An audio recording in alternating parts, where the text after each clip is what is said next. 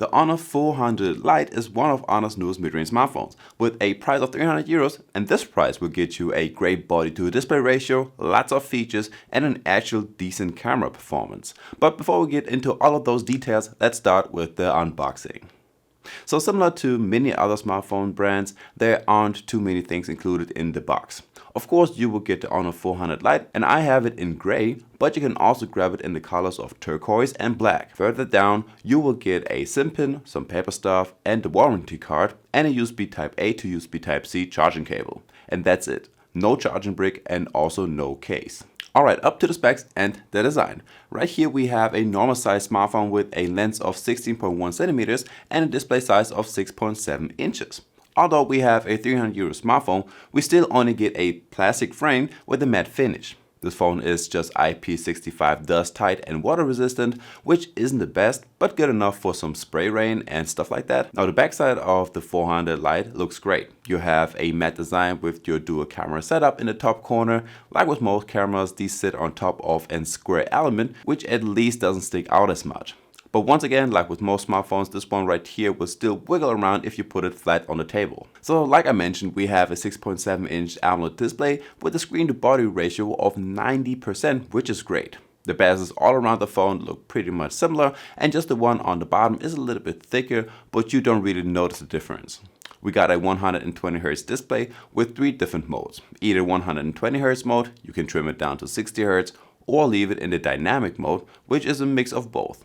The Honor 400 Lite reaches a peak brightness of 3500 nits, which is good, and you have also lots of other features. You have the eye comfort and sleep mode, which will adjust the color temperature to a warmer color. You got an ebook mode, you can change the color mode from vivid to normal, and you can also adjust the color temperature, and there is a feature to hide the camera cutout. You may see a little less of your display, but therefore the camera cutout is gone. Now the Honor 400 Lite has a 1080 by 2412 pixel resolution, so visuals look good despite of the size. I would also say that the contrast is good, and you get some poppy and vivid colors. As for the audio, you unfortunately only have a modem loudspeaker. I mean, it does get loud if you turn the volume all the way to the max, but the quality of it isn't the best. Next, let's take a look at the battery life, and the Honor 400 Lite is definitely decent. You've got a 5230 mAh battery, and then you also have the energy efficient MediaTek chipset.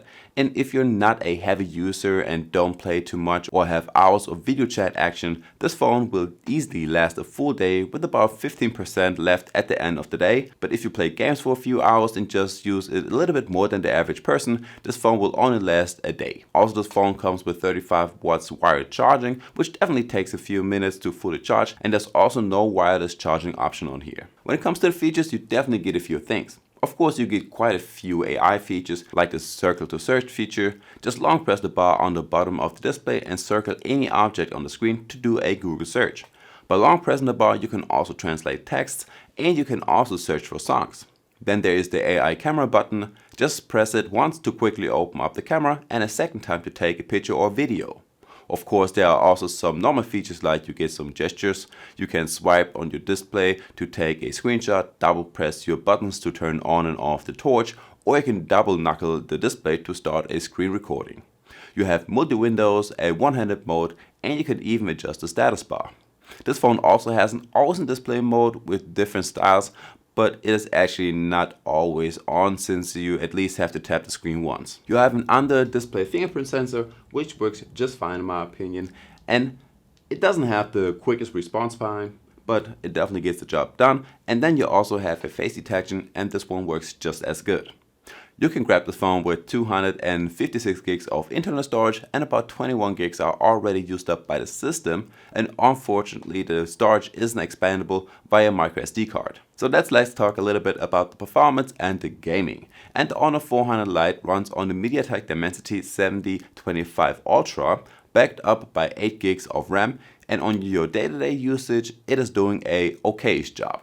It is sometimes a little bit slow when you, for example, want to switch between your different camera modes, or if you want to turn on your display. It always takes an extra second, but it's actually not that bad. As for the games, you can certainly play games like PUBG or Call of Duty on some consistent frame rates and good visuals, but games like Genshin Impact won't run as smooth.